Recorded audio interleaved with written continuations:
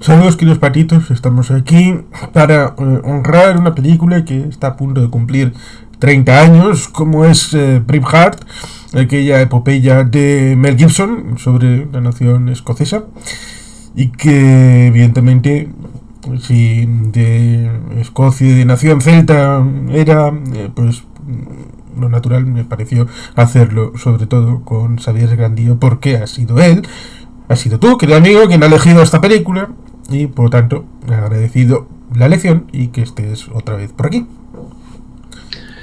Arrachaldeón, muchas gracias, Juan Carlos, y bueno, desde la humildad, pues con ganas de poder aportar cuestiones interesantes para quien nos vea.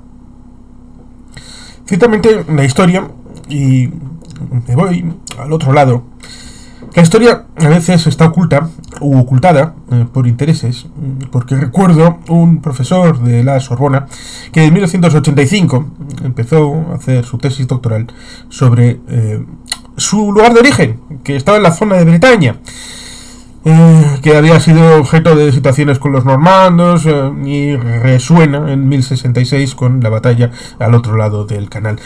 ¿Qué pasó en 1985 con este profesor que empezó a hacer la historia de la guerra de la Vendée? Esto rompe el relato mítico de la Revolución Francesa y por lo tanto los profesores que le acompañaban en la Sorbona le amenazaron con destituirle, con hundir su carrera, porque aquello iba en contra del espíritu que había construido la Tercera República Francesa. ¿Por qué esta introducción? Pues porque ciertamente Braveheart es una película un poquito de fantasía, pero el trasfondo épico, el trasfondo nacional, el trasfondo patriótico responde a una realidad histórica que sucedió en el siglo XIV. Por eso hay que saber diferenciar lo que es una película de lo que es la historia auténtica y los movimientos de masas en el ámbito audiovisual respecto de lo que puede ser un historiador de verdad, a los que se enfrentan con problemas como este citado profesor, que mejor no digo el nombre porque puede representar a muchos otros que han vivido situaciones análogas, no solamente con la guerra de la Vendée, sino con muchos otros escenarios a lo largo del espacio y el tiempo. Sí, totalmente de acuerdo. En el caso de Braveheart hay un doble desafío en el sentido de lo que es construcción de la realidad. Es cierto que la película tiene mucho de fantasioso en lo anecdótico, no tanto de fantasioso en la tesis principal. A ver, tiene de fantasioso, pues por ejemplo, el hecho de que William Wallace se beneficiara a la princesa de Gales, entre otras cosas porque cronológicamente eso era imposible, ¿de acuerdo? Tiene de fantasioso que William Wallace muriera al mismo tiempo que el rey Eduardo I de Inglaterra. Pero, por ejemplo, no tiene de fantasioso el hecho de que William Wallace es un caudillo importante, y utilizo la palabra de caudillo porque es lo que más se parecería en terminología latina a la figura de William Wallace, y sí es cierto también que en su momento hay unos problemas, en primer lugar entre la nobleza escocesa, que aprovecha a Eduardo I de Inglaterra para invadir el país, y en segundo lugar hay un problema en tanto en cuanto los escoceses quieren emanciparse y recuperar esa independencia que ya tenían, que ese es un detalle importante. Vamos a ver. Es un elemento interesante, y disculpa que te interrumpa, porque esto ha sucedido en otros escenarios y más adelante, en las guerras de sucesión polaca, por ejemplo, y a concatenación siguiente, la guerra de sucesión austríaca. Y por no hablar de guerras de sucesión, por ejemplo, en el Estado español, con la muerte de Carlos II el Hechizado, una guerra internacional, como las citadas polaca y austríaca, también está esa guerra internacional en el ámbito de España. Con lo cual, podía pasar esto en Escocia, y es lo que pasó, una situación en la que una ausencia de línea clara de sucesión en la corona de Escocia pues conllevó la intromisión voluntariosa del reino de Inglaterra y todo lo que seguro que podemos explicar a continuación. Efectivamente. A ver, la película, si entramos en las cuestiones que hemos hablado a micrófono cerrado, por ejemplo, es que la banda sonora es magistral. La banda sonora ya de por sí solo emociona, porque es preciosa, preciosa. Esa película ya vale la pena de ver solo por esa banda sonora. Ya solo por eso valdría la pena verla entera, y es una película larga. Por otra parte, en términos generales, pues creo que la técnica o digamos que la caracterización es buena, en términos generales. Y si bien la película tiene algunas concesiones al romanticismo y al pasteleo, que bueno, pues a mí personalmente tampoco es que me parezca muy mal, pero esto ya son gustos personales míos, tampoco se va de lo principal. Lo principal se pone muy claro, es decir, se representan batallas importantes. Por ejemplo, hay un pasaje épico antes de una batalla donde William Wallace se dirige a sus huestes y dice: nacisteis como hombres libres y hombres libres sois, ¿qué haríais sin libertad? ¿No? Que realmente es todo un discurso filosófico que vale para la emancipación de un pueblo, pero también valdría para la emancipación de cualquier pueblo de una dictadura, no solo de una ocupación extranjera, ¿no? Y en ese sentido creo que tiene una carga enorme. Hay algo, y sin perder el sentido crítico que hay que tener siempre con las películas, que se le puede disculpar hasta cierto punto a la dirección y a los guionistas, y es que realmente las fuentes que hay de William Wallace tampoco son contemporáneas. Ese es un problema importante. El principal elemento en el que se basan es una obra de 1470, la de Blind Harry, ¿de acuerdo? A William Wallace lo ejecutan en 1305. Es decir, esto se escribe 165 años después de que él muera, con lo cual el elemento legendario se agranda, pero es que escucha, se agranda si nos viniéramos a mi país, a Galicia, con el caso del mariscal Pardo de Cela. Y con el mariscal Pardo de Cela estos elementos legendarios ya suceden una generación después de que él muera, ¿no? Claro, si ya hay, digamos que o Pranto da Frouxeira, y hay, digamos que poemas y romances de él, ya digo, de poco después de que él muriese, que ya son legendarios, pues mucho más cuando estamos hablando de cuestiones, digamos, de las que se sabe pues un siglo y medio después, que esto es mucho tiempo. Es que eso es mucho tiempo. De William Wallace, de hecho, ni siquiera se tiene la seguridad con certeza de su lugar de nacimiento. Ni siquiera eso. Más que nada por la cuestión de la grafía de la época. Recordemos que el idioma mayoritario que usan los escoceses en el siglo XIII es el gaélico, no es el inglés. De hecho, William Wallace, y esto se ve en la película muy bien, cuando vienen algunos prohombres a hablar con él pensando que es un paleto, ¿no? Algunos emisarios, resulta que es un tipo que habla latín perfectamente, y sí, es que William Wallace sabía hablar latín, sabía hablar inglés, sabía hablar gaélico, obviamente, probablemente sería su idioma materno, y sabía hablar francés también, porque y esto es importante también para entender el contexto, ¿no? Del propio Wallace. Wallace es hijo de un terrateniente, pero no de un noble, ojo. Es un detalle importante. Es decir, si es hijo de una familia rica, de hecho se cría con un clérigo porque supuestamente le habría correspondido como tercer hijo dedicarse a la clerecía, de ahí que tuviese ese conocimiento de idiomas que no era común en la época. pero es de una familia plebeya, no es de una familia noble. Y esto va a influir, por un lado, en su ascendente sobre la población, en tanto en cuanto no es un noble, pero también en los problemas que él tiene precisamente entre determinados sectores de la nobleza escocesa. También en la película se ve la traición que le hacen. Sí, en Falkirk.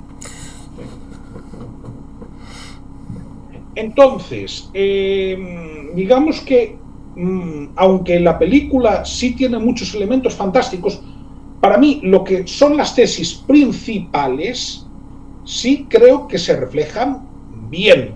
Incluso al que le gusten las cuestiones más truculentas, hay que decir que la ejecución de Wallace, más allá del grito de libertad, que yo dudo que el hombre en aquel momento estuviese para eso, sí que se ajusta mucho a lo que le sucedió, porque además era un método de ejecución estándar que había para reos de alta traición.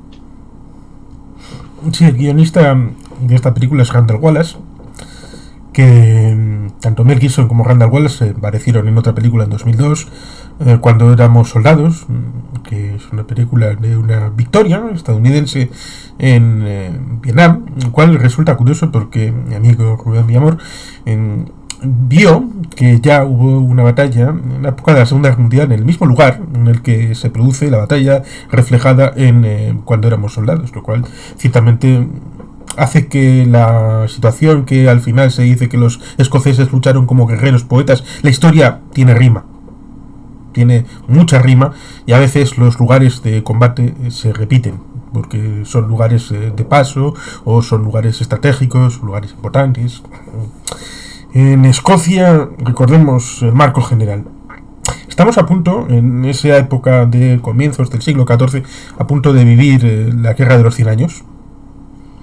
Estamos en una época en la que se han terminado las cruzadas, porque hacía década y media más o menos, en 1291 cae el condado de Edesa en Oriente Medio, que ya hacía un tiempo un poquito antes había caído Jerusalén y todo lo que significaba, y ya las cruzadas ya no tenían razón de ser porque no había ya territorio allí cruzado que sostener. Que estamos en paralelo con Felipe IV tomando lugar con los templarios, hasta el punto de que se dice, y esto igual luego se quiere comentar por tu parte, que alguno salió en dirección, porque hay esa idea respecto de por qué tenían los puertos en el Atlántico, no en el Mediterráneo, cuando se tenían la relación con el ámbito de Oriente Medio y lo tenían más bien en la fachada atlántica. Algunos dicen que partieron los barcos en dirección a Portugal, otros dicen que partieron algunos barcos en dirección a Escocia, otros dicen que precisamente en Bannockburn hubo templarios apoyando el esfuerzo de guerra escocés, con lo cual estas cosas siempre luego van trufando aquí y allá el relato de cosas que si non è vero e ben trovato, pues se van vinculando. Bien, si ese es el contexto, lo que pasa es que yo un poco lo llevaría quizás a que, sin descartar que hubiese algún elemento, bueno, también en la película sale el irlandés, ¿no? Sí, que eso también da para hablar respecto de la relación de escoceses e irlandeses. Pero sí, en la película he citado la Guerra de los 100 años porque justamente un siglo después habrá un eco que audiovisualmente se le puede establecer con, por ejemplo, la película de Mila Jovovich, como es Juana de Arco. Sí, lo que pasa es que en ese momento también el contexto está en que es importante para mí entender qué tipo de rey es Eduardo I de Inglaterra. Longshanks. Sí, pero quiero decir, es un rey que tiene una política de fortalecer el poder real frente a la de la nobleza. Así como luego su hijo, digamos que es bastante más laxo en estas cuestiones. No lo es así Eduardo I. Eduardo I está pensando en fortalecer el poder real y es un monarca con ambiciones expansivas, pero no lo es solo con Escocia. Él está pensando también en Francia. Nosotros nos olvidamos, no tú, que Inglaterra tiene territorio en Francia, en la actual Francia, hasta mediados del siglo XVI. Calais es la última ciudad que pierden. Entonces, es importante tener este contexto. Y es lo que piensa. Hasta el punto de que el moto de la familia real es Mondier en Montrois. En el escudo está aún en francés, pero es que My God and my right. Mi Dios y mi derecho, pero lo dice en francés. Así que. Claro. Y hay quien dice que el inglés de hoy tiene mucha influencia del francés. Hombre, vamos a ver. Al final es indudable que la tiene, pero es que además hay una cosa que la gente tiene que poner en contexto, sobre todo en la actual ola de anglofilia que veo, sobre todo en ciertos sectores de la intelectualidad del Estado español. A ver, señores, hasta el siglo XVI, la lengua de cultura en las élites inglesas es el francés, no es el inglés. Ojo, hasta el siglo XVI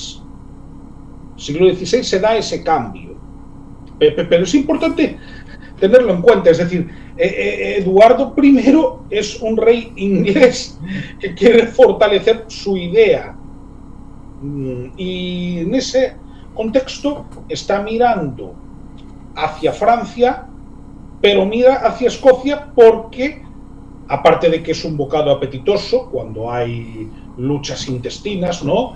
Y uno de los dos, pues más o menos te puede ayudar, ¿no? Aparte de eso, está el tema de que si tú quieres ser fuerte ante Francia, es obvio que no te interesa tener una quinta columna o una retaguardia, mejor dicho, una retaguardia enemiga. Esto tampoco tiene que extrañar, es decir, cuando voy a poner un ejemplo para que lo entiendan, en la época del reino visigodo, los visigodos hasta el final del siglo VI no se hacen católicos, eran arrianos, el reino suevo era católico. Pero claro, más allá de las creencias, el rey suevo, que en la práctica también los suevos eran clara minoría entre la población, hacían esto porque tenían como aliado al Vaticano. Y en ese juego, la cuestión religiosa, que era fundamental, les servía para hacer una pinza. De la misma manera que Portugal, desde el siglo XIV, en Aljubarrota, crea un vínculo de alianza permanente que ha llegado hasta nuestros días con Inglaterra. ¿Por qué? Porque si no hacía eso, era fácil que fuese engullida por España, y no porque España no haya tenido ganas de hacerlo. De hecho, les sorprendería a muchos saber que uno de los argumentos por los que Antonio de Oliveira Salazar ganó el programa de la RTP de los grandes portugueses, véanlo si quieren, en YouTube lo van a encontrar, fue porque el argumento que daban es que gracias a su postura en la Guerra Civil Española había conseguido mantener la independencia del país. A nosotros nos puede parecer un argumento peregrino, pero ese es un argumento que un portugués sí lo compraba, no hace tantos años, ¿eh? En efecto, si uno establece tres grandes alianzas históricas en el ámbito de la fachada atlántica, Europa occidental, dos podrían salir más o menos. Una es la citada Portugal-Inglaterra. Otra se suele decir que es histórica porque el primer país que reconoció a Estados Unidos fue Marruecos. Pero ahí estaría, en la tríada, la relación histórica de Escocia con Francia. Claro, pero tiene todo el sentido del mundo. Es decir, y que está ocultada porque, como después de 1707 Escocia hace parte del Reino Unido, pues entonces esa relación histórica queda subyugada por una memoria ocultista. Bueno, hablamos de la Union Act, ¿no? De 1707. Bueno, que básicamente fue el resultado de un negocio desastroso. Que cuando cambian las circunstancias parece como que se reconfigura el pasado de alguna manera. Claro, pero hasta llegar a la Union Act, que en la práctica es una forma, repito, de solucionar un negocio desastroso, que fue el intento de colonización en el Darién que hizo Escocia, que no le salió bien. Si no era un buen lugar. No, el paludismo, los mosquitos, bueno, esto ya lo padecieron los que construyeron el canal, Quiero decir, pero es interesante, porque digamos que, hombre, hubo por supuesto sobornos de por medio, cosa que está más que demostrada, ¿no?, para que se votara a favor de la Unión, pero lo importante es que hasta principios del siglo XVIII Escocia es un estado independiente, pese a que en algunos momentos compartiese rey con Inglaterra, pero era una unión personal, no era un mismo país. Y lo que se muestra en Braveheart es precisamente que la mayoría de la población escocesa, incluso más allá de las conveniencias de la nobleza de ese momento, está por vivir en un marco distinto al de los ingleses. Y eso creo que la película sí que lo muestra muy bien. Tengo mis dudas metodológicas, debo decirlo, de que la prima nocte en aquel momento fuese aún vigente. Digo porque en la película, digamos que la espita, ¿no?, de la rebelión es precisamente eso. Tengo serias dudas. Ahora bien, si no fue eso, habría sido otra cosa. Sí, y que esto es más factible para ponerlo en una película, porque es bastante difícil de aceptar o de entender que los nobles pudieran ir por el campo mirando a ver quién se ha casado y a ver por dónde pueden ir capturando. Y es complicado. No quiero decir que no hubiera alguno que lo hiciera, pero es complicado de pensar, pero sí emocionalmente fácil de aceptar el hecho de que se pueda establecer la comparación de que ese noble inglés violando a una mujer es comparable a Inglaterra violando a Escocia. Pero ¿sabes cuál era el problema?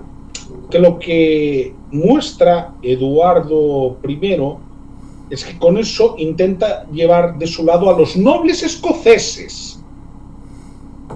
Ojo, es que la rebelión no es únicamente contra los ingleses, es también contra un sector de la nobleza escocesa que es el sector que acepta la dominación inglesa.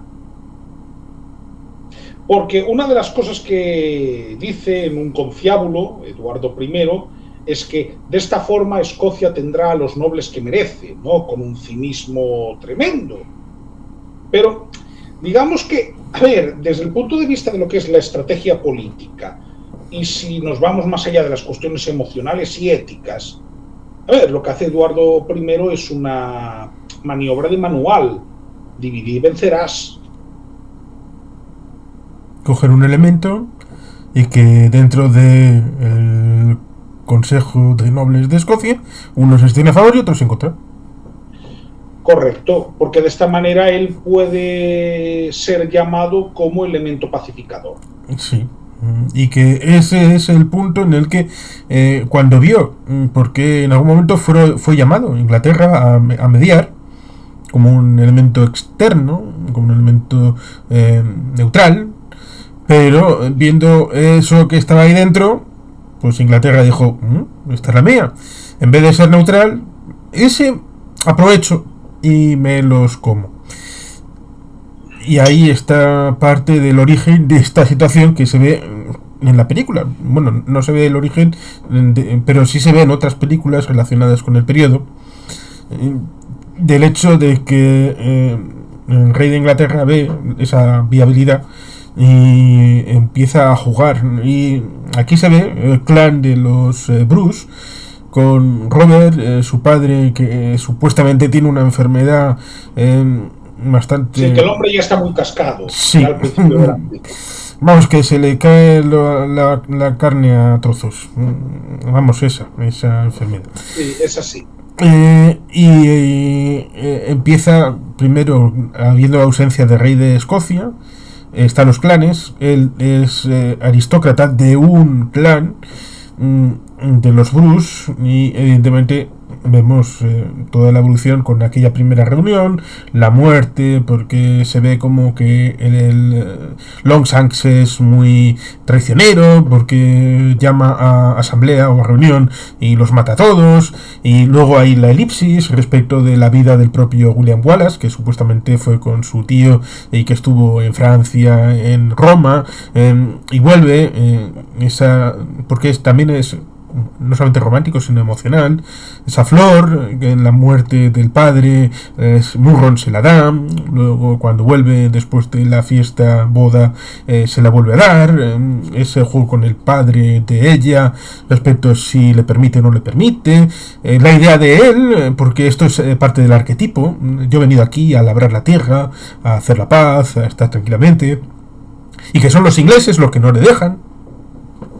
Correcto, de hecho, el William Wallace que llega ahí, que a lo que viene es pues a vivir, a casarse, a tener una familia, ¿no? Esa es su idea. De hecho, en los primeros compases de la película, incluso lo acusan de blandengue, ¿no? Porque le recuerdan, tu padre era un patriota. Sí, cuando va a reclutarle, precisamente el padre de ella, pero no solo, venimos a que vengas a una reunión. No, va a ser que no. Uy, tu padre era... Sí, ya sé quién era mi padre, no hace falta que me lo digas. Claro, y eso es interesante, es decir, aquí tenemos el arquetipo de quien se hace héroe por las circunstancias vitales, o que más bien la realidad le obliga a serlo, ¿no? Claro, nosotros no sabemos hasta qué punto hubo ese matrimonio, no lo podemos saber. No podemos saber si tuvo descendencia. Y ni siquiera, repito, podemos saber dónde vivía con exactitud. No podemos saber ninguna de esas tres cosas. Sí que se dice, presumiblemente, que él nació en Elderslie. ¿De acuerdo? Lo que sí parece es que él sería de origen galés, pero cuando decimos de origen galés, dejémoslo claro, era de origen galés, pero de quinta o sexta generación, con lo cual, y además de origen galés no noble, con lo cual esta persona hablaría en gaélico y sería un escocés a todos los efectos, es decir, estaría ya integrado, digamos que dentro de la sociedad de su momento. La película busca esa épica, ¿no? Que un poco es literariamente lo que se da en llamar el viaje del héroe, ¿no? Tú te encuentras una situación que te obliga a dar un giro inesperado a tu vida, ¿no? Que básicamente es el asesinato de su esposa. Eso es lo que a él lo moviliza. Y lleva a el primer acto de venganza, que evidentemente el padre del amigo, cuando después de haberse producido esa venganza, grita "Revenge, revenge", ahí, y que evidentemente lo primero que se hace es esa venganza respecto de Murron. Pero ya que están montados en la ola, van a hacer la venganza del que ha estado en la boda, que no vemos qué ha pasado con la chica, que en ese momento en el que van a buscarla y parece que se va a montar la mundial en la boda, es ella con las flores, con un gesto angelical que en parte recuerda a lo que se ve en Hijos de los Hombres, pero que no solamente remite a eso, sino a un hecho real, en los años 80, en el que la Madre Teresa de Calcuta llegó un día a Beirut, en el Líbano, desembarcó y el fuego cesó completamente. Y fue tan espectacular que incluso lo metieron en la película Hijos de los Hombres, que da una cierta sensación de irrealidad. Y eso cómo se traduce, pues que es tan fuerte la personalidad de ella, que realiza una impronta de paralización a los escoceses y a los ingleses, que es, entendemos como que se sacrifica o que va a morir, pero no lo veremos si se ha muerto o no, o si simplemente está mal físicamente, o está recluida, o que se siente luego... No lo sabemos, simplemente es un sacrificio que luego repercutirá en esa venganza concatenada respecto de la Wallace, respecto de su marido, en un increscendo de ese presunto castillo que está más próximo, luego el otro castillo, y luego ya vamos continuando en esa rebelión en la que primero hemos visto que los clanes son los que estaban en la boda, luego viene el clan vecino y la cosa se va ampliando, con lo cual ciertamente es como una ola que va generando ondas. A ver, básicamente hay que decir que el episodio de la toma de la guarnición de Ayr es un episodio histórico, está documentado. Eso sí fue real. Lo que no sabemos es lo de la prima note, pero el hecho de que, por ejemplo, toma una guarnición de soldados ingleses en un castillo, eso está documentado. Eso parece que sucede en 1296. Es presumible que más o menos fuese verdad lo de la unión de otros clanes, porque sin ello habría sido imposible la épica batalla del puente de Stirling, ¿no? Es una gran victoria escocesa y que está bastante representada en la película. Está bastante representada, pero un poco mentirosilla, porque tú has dicho el nombre auténtico y en la película aparece la batalla de Stirling a secas. Y si tú dices la batalla del puente de Stirling, debe haber un puente en algún lado. En la película no hay ningún puente. No, es que esa es la cuestión. En la película, la batalla es en campo abierto. Si la batalla hubiese sido en campo abierto, los escoceses probablemente no habrían ganado. Precisamente fue el hecho de que el puente de Stirling era un puente estrecho, y bastante estrecho, lo que permitió que, desde un punto de vista táctico, los escoceses consiguieran una gran victoria. Pero fue por una cuestión estratégica, no numérica. Numéricamente no parece que los escoceses estuvieran más efectivos. ¿Qué pasa? Tú ves la batalla y no es a campo abierto. Vamos, si hubiese sido a campo abierto, el resultado no habría sido el que fue. Y esto además está bastante estudiado. De hecho, el puente de Stirling se acaba derrumbando en esa batalla. Por el peso. Claro, pero eso es algo que tenía previsto William Wallace. Quiero decir, William Wallace sí es una persona muy bien formada para los estándares de su época, pero es que incluso está muy bien formada para lo que estaba haciendo en aquel momento. Sí, es lo que le dice el tío. Primero, te voy a enseñar a utilizar esto, y luego saca la Claymore y le dice, luego te voy a enseñar esto. Correcto, pero es que es así, es decir, la mayoría, vamos a ver, dudo mucho que la mayoría de los nobles escoceses tuviesen el conocimiento de lenguas que tenía Wallace. Creo que el tío lo interpreta a Brian Cox, pero igual le estoy metiendo la gamba. En ese extremo ahora no lo recuerdo con exactitud, pero quiero decir, a ver, la mayoría de nobles escoceses dudo que hablasen esos 4 idiomas. Porque es que además, eso sí que lo sabemos, que hablaba latín, bueno, lo cual es lógico, habiéndose formado con un clérigo. Que hablase francés no era tan común, y que hablas inglés, tengo dudas de que muchos nobles escoceses lo supieran hablar. Sí. Otra cosa a considerar es esos primeros castillos que se ven estilo madera, lo cual me hace pensar lo de castillo. Claro, damos la idea de que los castillos son todos de piedra. Bueno, no necesariamente, pero estos están un poquito de penica, porque parecieran que están hechos de hoy para mañana, porque dejan unos agujeros entre madera y madera, están de altura, pues casi puedes coger a un saltador de pértiga y te entra por encima, con lo cual no parecen bien diseñados. Claro, pero eso tampoco es tan extraño cuando una fortificación o cuando una guarnición no tiene claro que se va a quedar. Ojo, y esto pasaba también con el Imperio Romano. Ojo, no es tan raro, ¿eh?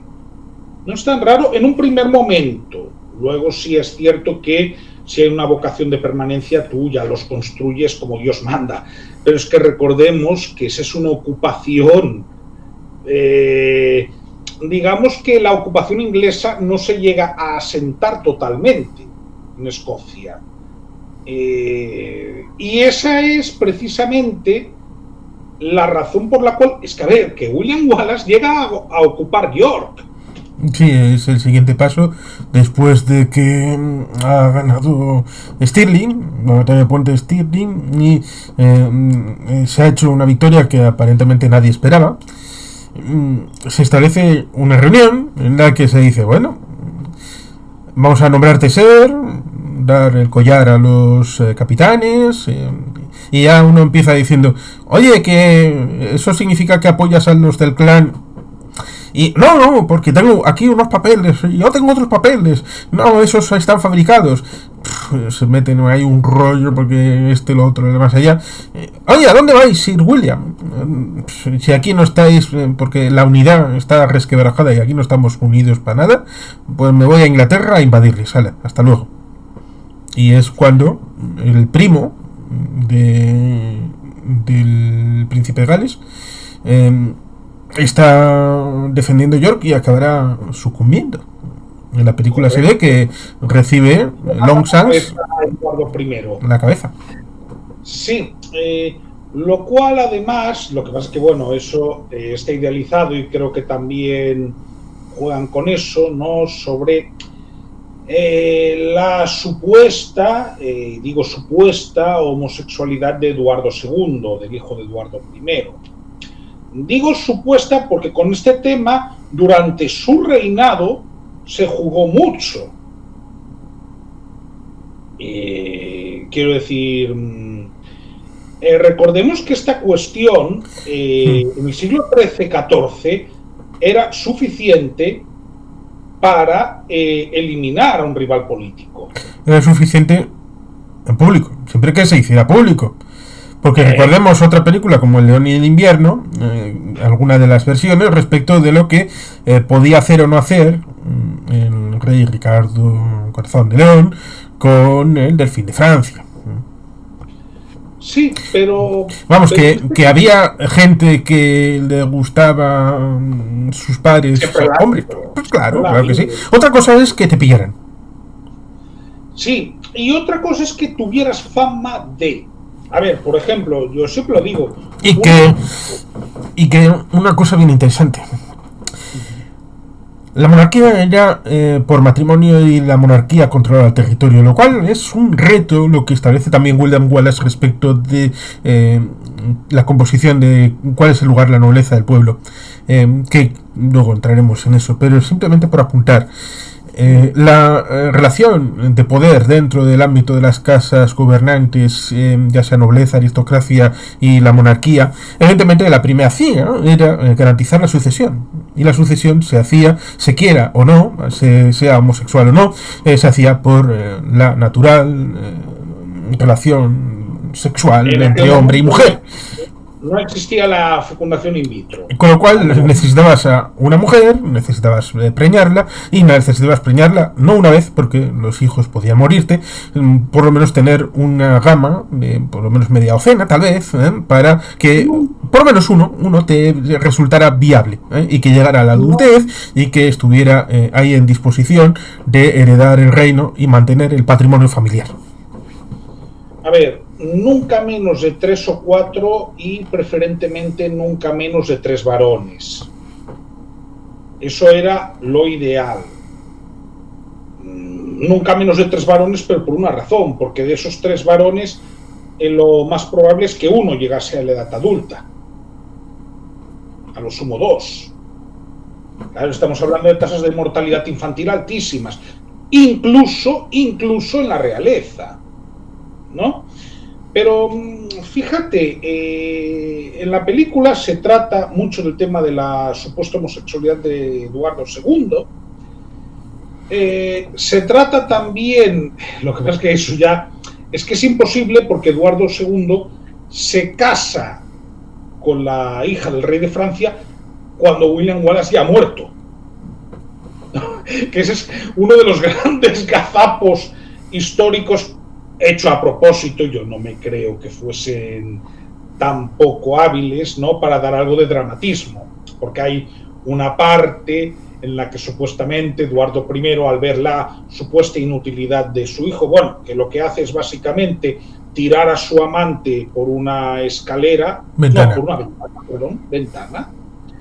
Cuando su hijo se revuelve por ese crimen, lo que hace es darle una bofetada.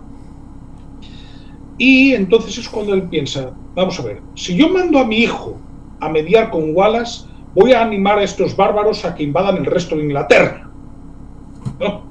Entonces, ¿a quién envío? A la princesa de Gales, ¿no? Y es entonces cuando supuestamente, pero no hay ninguna prueba, evidencia, ni algo remotamente histórico que lo pueda sustentar, habría un supuesto idilio entre ella y Wallace, cuando ve que Wallace es un políglota.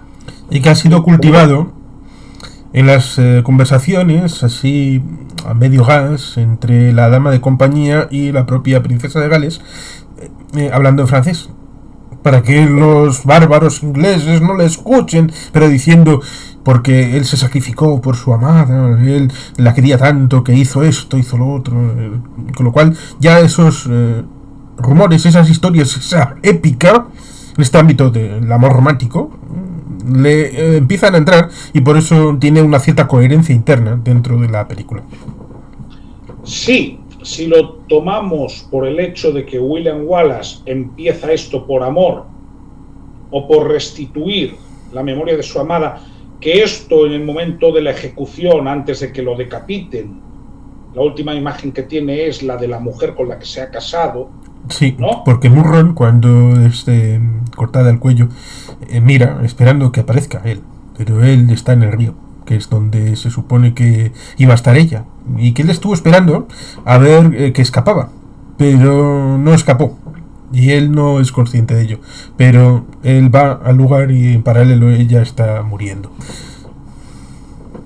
Efectivamente, ese pasteleo tiene sentido si lo tomamos con la parte principal. No sabemos a ciencia cierta qué es lo que motivó a William Wallace a ser un caudillo militar libertador, ¿no?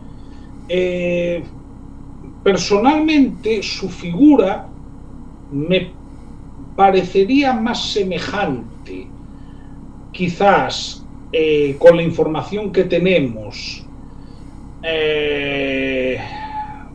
a la de Viriato que a la de Simón Bolívar, personalmente.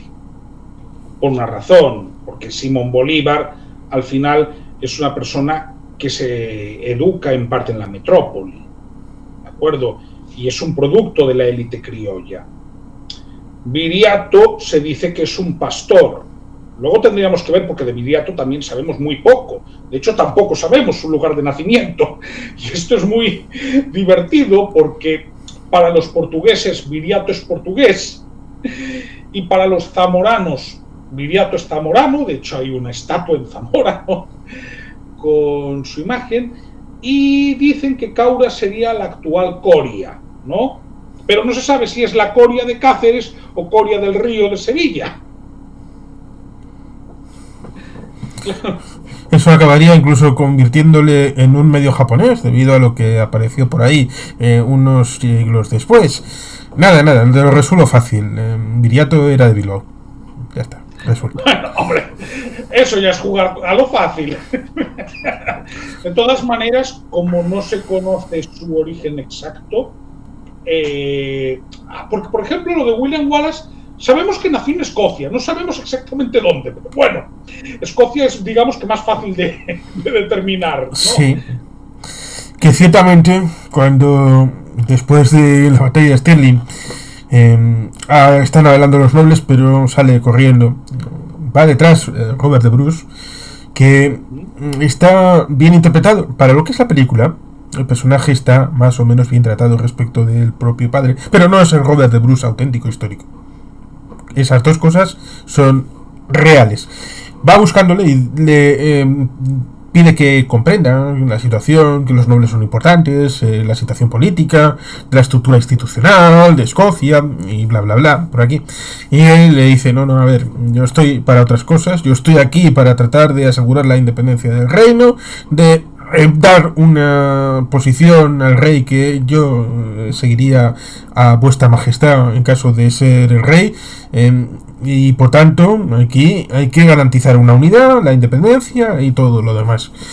Y le dice algo bien interesante.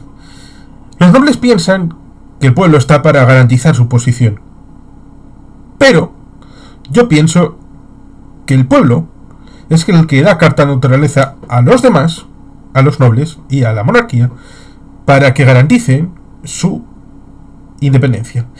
Y esto alguno podrá pensar, presentismo, están metiendo aquí. No. Eso, en ese momento, está pasando en Navarra. No es que somos más que vosotros, más que vos. Os hacemos rey para que vos, luego, garanticéis la foralidad de Navarra. Esto pasa en el señor Vizcaya. Pasa en el señor Vizcaya con el principio aquel de los infanzones romanos de patria libre, pero de gente libre.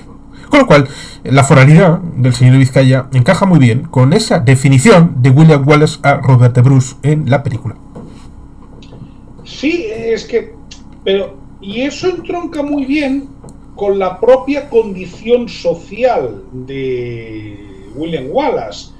Este diálogo sí que es históricamente verosímil. No habría sido en estos términos, pero es históricamente verosímil porque es que William Wallace no es noble. Es decir, William Wallace es un terrateniente bien posicionado, pero del tercer estado, si utilizáramos términos de la Revolución Francesa. Podríamos decir que era, un burgués agrario, ¿no? Un terrateniente agrario sin más. Cosa que, por ejemplo, podría resultar extraño en otros países, pero bueno, se conocen casos de estos, no es tan raro. Pero ya por su propia condición, a él eso le resulta ajeno. Es decir, él no es noble, nunca ha sido noble, por lo tanto, esas cuitas, él está fuera de eso. Y es importante decirlo porque un caudillo como William Wallace probablemente no habría existido si William Wallace hubiera sido noble.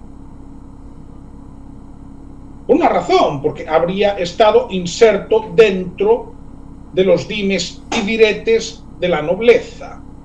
Y esa situación de compra-venta de voluntades con tierras y títulos en Inglaterra, lo cual resulta curioso porque también es una fórmula de extracción de recursos, porque la guerra es muy costosa y en ese momento, vale, te doy tierras y títulos, pero luego vas a contribuir con impuestos a los títulos y las tierras, lo cual resulta curioso el hecho de la jugada, tanto del emisor como del receptor de la jugada. Pero eso no es tan extraño, Quiero decir, cuando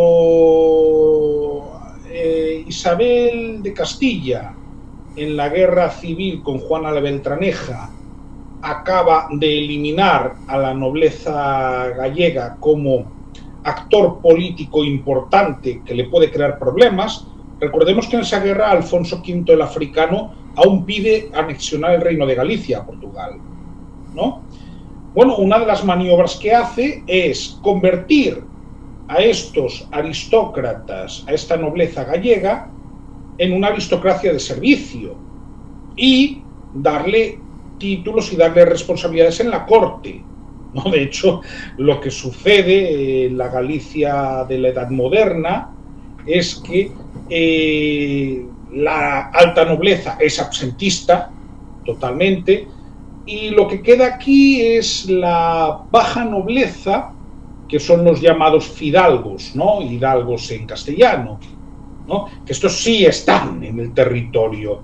Entonces, no es un proceso tan raro si lo que tú quieres es ir asimilando a las élites de un país dominado, ¿no? De hecho, es un proceso bastante habitual, incluso parcialmente. Vamos a ver que hay descendientes de Moctezuma vivos, ¿eh? Sí.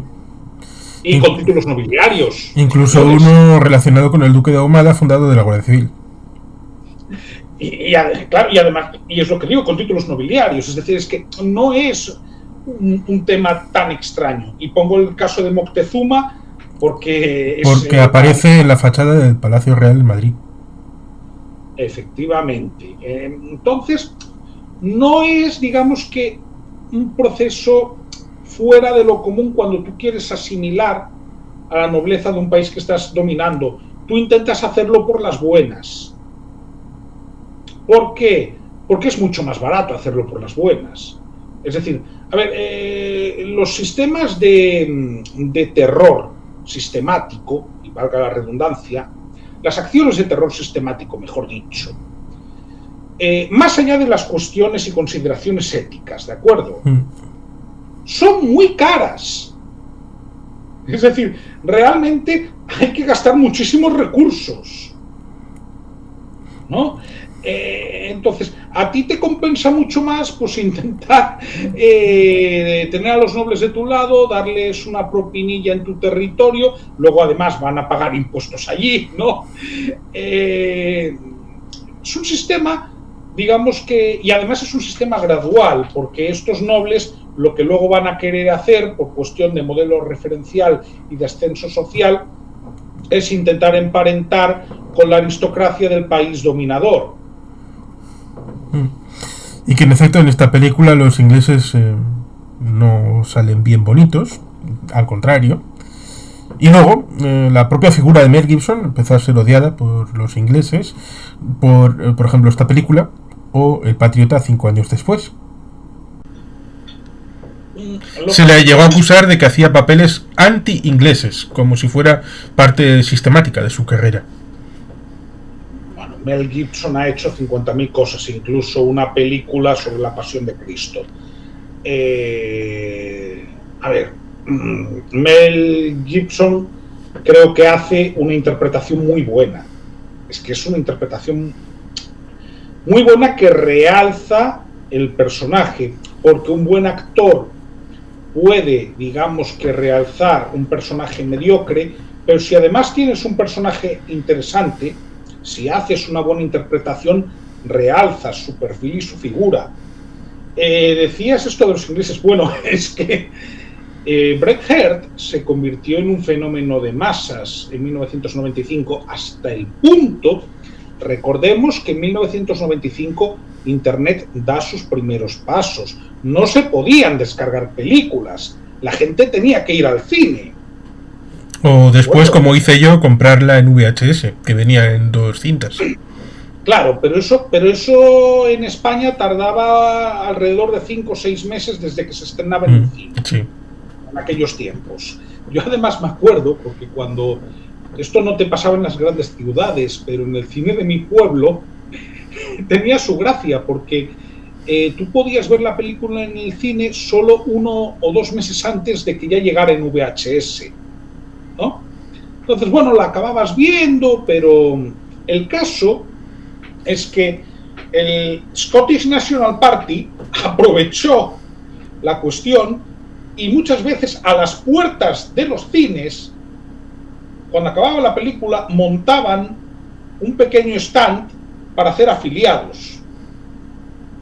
Y diré más, tengo el convencimiento de que Braveheart ayudó a que el referéndum de devolution por la autonomía de Escocia, en esa ocasión, que fue poco después de la entrada... 2 años después, sí, 1997.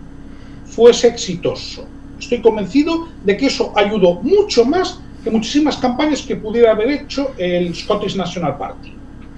Hay una duda histórica acerca de qué película ayudó más a esa situación. Si esta propaganda épica, digo propaganda épica como por ejemplo para el Estado judío fue Éxodo de Leon Uris, un libro que todo el mundo reconocerá que literariamente no es gran cosa, pero aporta mucha carga de profundidad respecto de explicación de lo que sistematizó la creación del Estado de Israel 50 años antes, tal y como profetizara Theodor Herzl en 1898.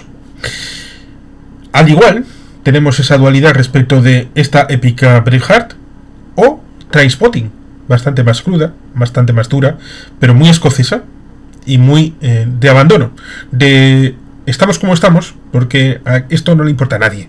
Con lo cual está esa duda de cuál de las dos influyó más respecto del escocés medio. Yo también vi Trainspotting.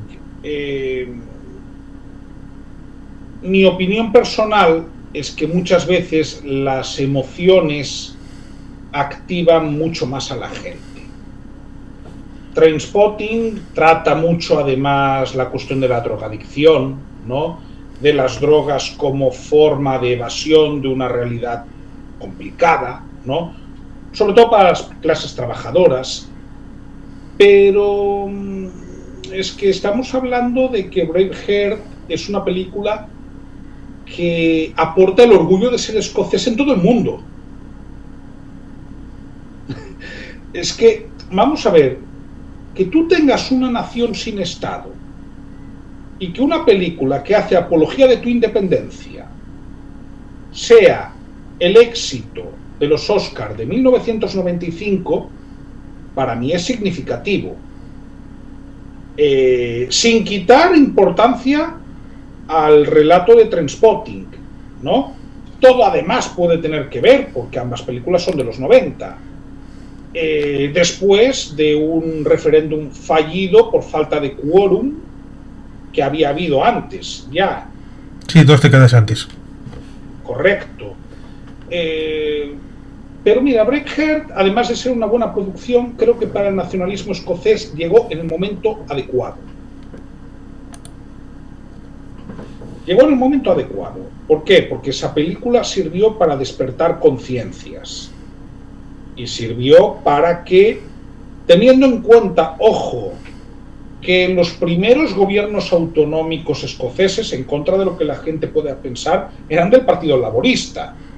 Sí. No eran nacionalistas. Y que una de las razones que ayudó, porque recordemos, cuando se produce en el 75 el primer referéndum del Brexit, después de la entrada en las comunidades europeas del 72-73, en el que entró Reino Unido, Irlanda, Dinamarca, pero no Noruega, se produce esa situación porque se ha votado en la Cámara de los Comunes, pero no se ha votado por el pueblo, y el pueblo acabó exigiendo una votación y fue el primer Brexit en el 75.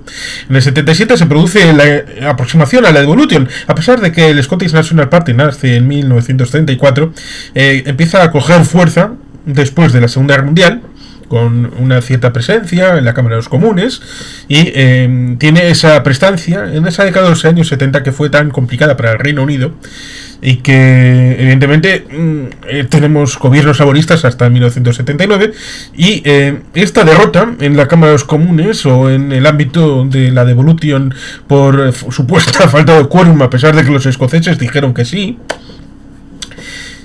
es contribuyente a veces en el imaginario colectivo posterior al advenimiento de Margaret Thatcher en 1979. Hay gente que vincula cosas que, bueno, cogemos un cherry picking, cogemos de aquí y de allá, y bueno, también fue culpa de los escoceses.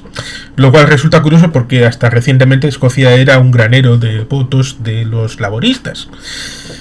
Hasta el punto de que, como digo, cuando Tony Blair arrebata Downing Street a los conservadores después del mandato largo de Margaret Thatcher y el más o menos razonable en longitud de John Major, tenemos el hecho de que le convencen de que si usted, señor Blair, da devolución a Gales y a Escocia, está propiciando gobiernos autonómicos laboristas en un lado y en otro. Con lo cual puede estar usted completamente seguro de que al estar apoyando unos principios éticos, en realidad también está apoyando unos principios partidistas de relación de poder para el Partido Laborista, con lo cual puede permitirse el lujo de aproximar el ámbito ético a la política real, porque eso no solamente será bueno, sino será favorecedor. Y además utilizaron un pequeño mecanismo bien interesante, que es el de la doble lista.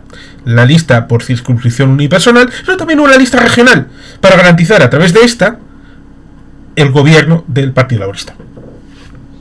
De hecho es curioso porque esta lógica en Gales sí que se les ha cumplido ininterrumpidamente desde que hay autonomía en Gales, por cierto, con menos poderes que la escocesa. Y además en un referéndum mucho más ajustado. Sí, que posteriormente hubo algún que otro referéndum más para ampliación de poderes en el caso de Gales. Claro, pero quiero decir, en un primer momento era con menos nivel competencial y ganó por una diferencia muy justita, pero ganó, ¿no? Ahí siempre ha gobernado el Partido Laborista, autonómico, pero por ejemplo en el caso de Escocia, los laboristas gobernaron las dos primeras legislaturas, pero desde entonces ha estado el Scottish National Party.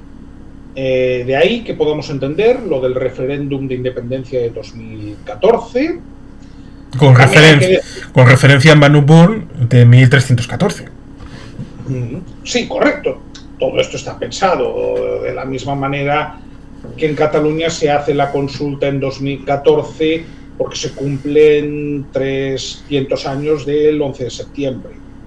Todo esto tiene un simbolismo histórico, es obvio. Sí, y también, evidentemente, el simbolismo oportunista, porque digamos que en Cataluña lo hacen después de Escocia. Pero date cuenta de una cosa. Si bien pensando en que, bueno, van primero los escoceses que dirán que sí, y entonces a rebufo la gente se sumará al carro y en Cataluña dirán también que sí. Bueno, primera, si pensaban eso, es que no estaban controlando cuáles eran las encuestas. En ningún momento hubo encuestas sostenidas en el tiempo que hablasen de que el sí iba a ganar.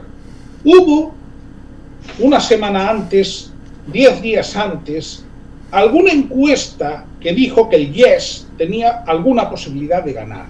Recuerdo que lo que vino después de eso fue la amenaza de ciertas empresas de que se largarían de Escocia. Sí, amenazas muy similares a las que vivió Quebec en 1995. Efectivamente. Ahora bien, yo tengo la impresión de que ese proceso sí que más o menos las élites británicas sabían que era hasta cierto punto controlable, pero es que además pasa otra cosa. Los principios por los que se rige el Reino Unido no son los de una constitución escrita, esto para empezar. Y esto es muy importante. Es decir, la unión de Escocia e Inglaterra se rige por una Union Act de 1707. Ahora bien, estas cosas pueden revertirse y de hecho no había ningún elemento constitucional que impida eso. Lo mismo que en ningún momento se eliminó el Parlamento de Escocia. Se hizo la ficción de la suspensión y por eso la devolución se puede hacer más o menos de manera ordenada, en tanto en cuanto la reapertura, no la reconstitución, sino la reapertura de una sesión que estaba como dormida. Efectivamente, por eso se llama devolution, porque le estás devolviendo algo que ya es suyo, que ya les pertenece. Es que ya partimos de conceptos muy distintos.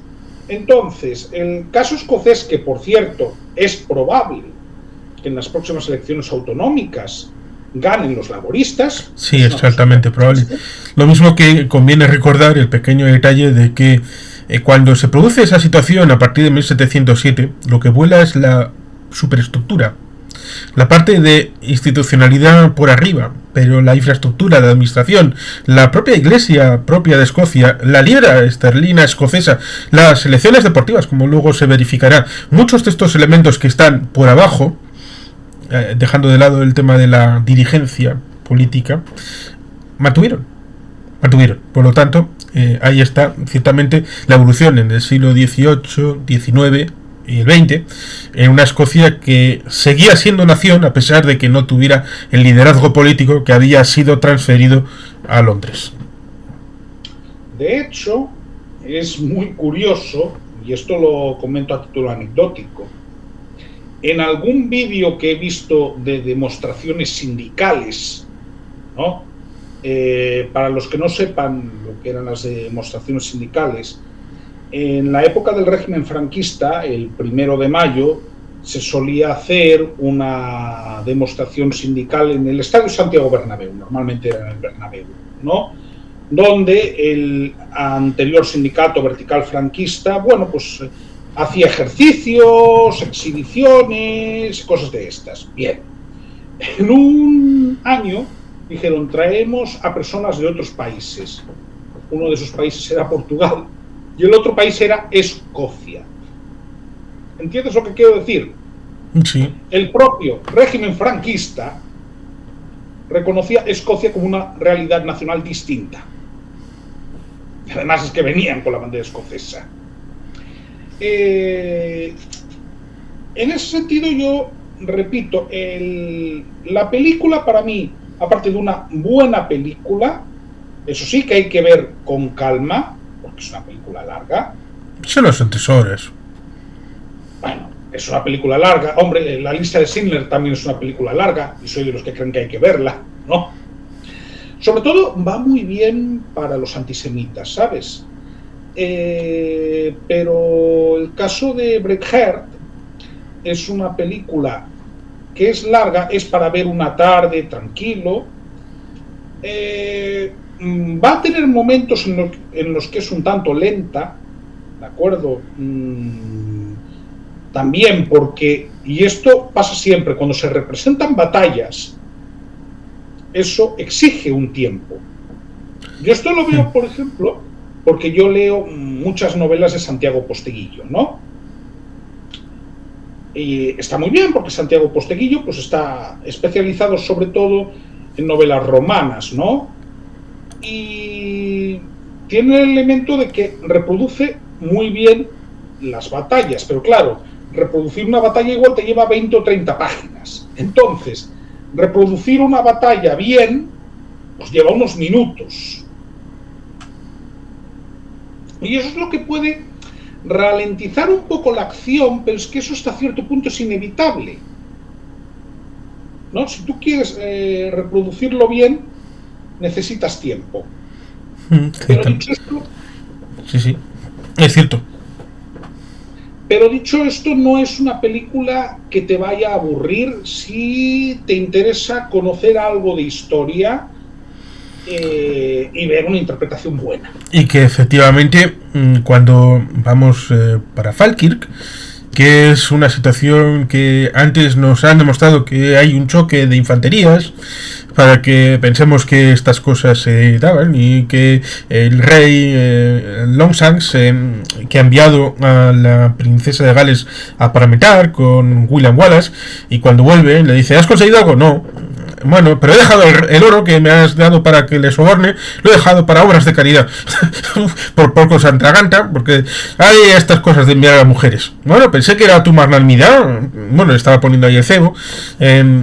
Y bueno, pues ya tengo planeado coger a unos soldados que he traído de Francia, a gente para desembarcar en Edimburgo, para agarrarles por arriba, coger a unos arqueros galeses y llevarlos al campo de batalla, y a unos de las levas irlandesas y meterlos por allá. Pues esto te va a llevar un montón de tiempo. Tranquilos, ya lo ordené antes de enviar a la muchacha esta francesa para allá. Con lo cual ya sabía perfectamente lo que iba a hacer y era una ganancia de tiempo.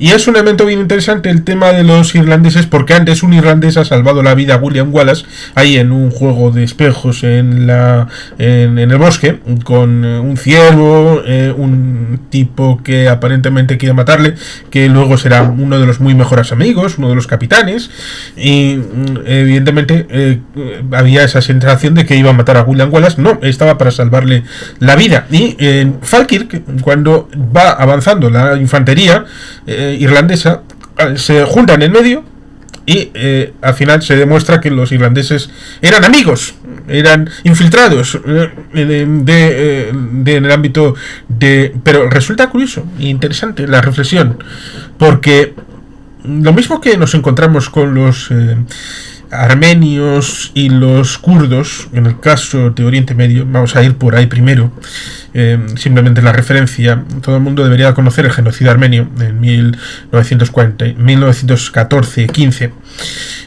que evidentemente fue muy importante. Hubo una sangría tremenda, como 1 millón de hombres, por lo menos, hombres, mujeres, niños, pero hay quien dice que los kurdos participaron de eso como brazo ejecutor por parte del Imperio Otomano. Luego tuvieron su propia situación dificultosa, los kurdos, tal y como hemos visto tiempo después en el ámbito de Turquía, incluso con un genocidio inducido en 1998-99, que fue problemático porque fue usado armas americanas en todo esto, con lo cual también tuvo su incidencia en el ámbito de Siria. ¿Por qué digo esto? Porque aquí vemos una cierta amistad entre Irlanda y Escocia, lo cual en cierta medida pues tiene su tradición en el ámbito cultural, en el ámbito celta, pero cuando Inglaterra trata de establecer una zona colonial en Irlanda, en este periodo y después, aunque tenga su periodo más dilatado, nos encontraremos con que los escoceses serán partícipes a título lucrativo de la conquista de Irlanda, hasta el punto de que cuando vemos actualmente la herencia a través de los protestantes en el norte, en la zona de Belfast, son hijos de escoceses. Con lo cual ahí está esa dualidad, referido también a lo que decía de kurdos y armenios en el ámbito de escoceses e irlandeses. Con lo cual la historia siempre es más compleja. De hecho, y está bien que lo comentes, gran parte de los protestantes de los 6 condados, no le voy a llamar el Ulster, son presbiterianos. Digo esto porque el presbiterianismo es una corriente religiosa muy seguida en Escocia. Entonces sí, efectivamente, gran parte de los colonos protestantes que llegaron en el siglo XVII, a partir del siglo XVII, porque además hay que decir que lo de los 6 condados es una cuestión de limpieza étnica, pura y dura. Es decir, quito a esta gente y pongo una cabeza de puente. Porque así como, por ejemplo, en el resto de la isla, lo que había eran terratenientes protestantes ante una masa de población católica, y luego sí había una minoría protestante importante en Dublín, bastante importante, quizás no tanto en términos numéricos, pero sí en términos económicos. El caso de los 6 condados es un caso directamente de desplazar población y ocupar territorio. ¿Qué sucede? Yo no sé si en el primer momento serían escoceses, aunque ya en aquel momento compartían rey, en algunos casos, en el siglo XVII, ya hay casos donde se comparte rey. Pero sí es cierto que una parte significativa era de origen escocés. Es más, Es más, el idioma gaélico escocés, que no es el mismo idioma que el irlandés, obviamente, se habló en el Ulster durante un tiempo importante, y hay de hecho registro de ello. Sí, lo refería al hecho de la consideración respecto de Inglaterra para con los escoceses y los irlandeses, que era bien diferente respecto de una especie de compañeros o una cierta equipotencialidad en el caso de Escocia, y por supuesto una degeneración en el caso de los irlandeses a ojos de los ingleses. Y que ciertamente estas cosas a veces tienen reproducción en la historia, porque citaba 1972-73, y en ese momento, antes de la entrada en las comunidades europeas, hubo un plan secreto para reordenar los 6 condados en una zona puramente católica y puramente protestante, para consolidar la población, y que ese territorio con población consolidada católica se integraría en la República de Irlanda, y en torno a Belfast estaría una zona consolidada de población protestante que se mantendría en el Reino Unido. Lo cual evidentemente es una historia que se quedó en los archivos y poca gente conoce. Bueno, pero eso sería crear bantustanes. Sí. En el norte de Irlanda. Básicamente, esa es la filosofía de los bantustanes en la República Sudafricana del Apartheid. Es decir, sí, realmente, pero sucede una cosa, así como los escoceses mayoritariamente sí que se reforman, ahí la reforma protestante llega a Escocia, de una forma distinta, ojo, también lo digo, esto no pasa en Irlanda. Irlanda no se reforma religiosamente. Y repito, la zona protestante lo es por una política de colonización directa y de desplazamiento de la población. No porque los habitantes originarios se convirtiesen o se reformasen. Eso es muchas veces lo que no se entiende, ¿no?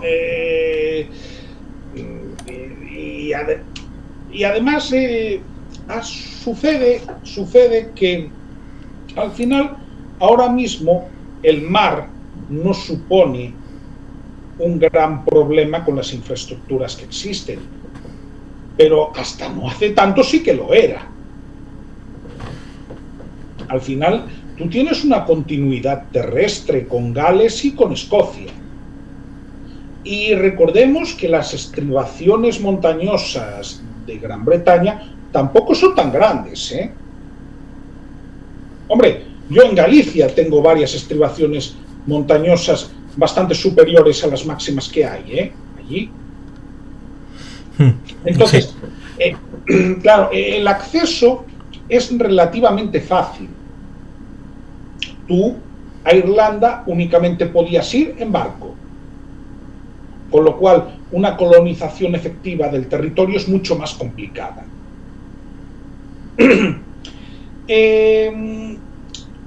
Mira, el tema de Escocia, si ahora mismo no es un estado independiente, es porque tuvo en su momento, no sé si llamarle, bueno, no es ni buena ni mala suerte, la circunstancia de unirse al Imperio Británico,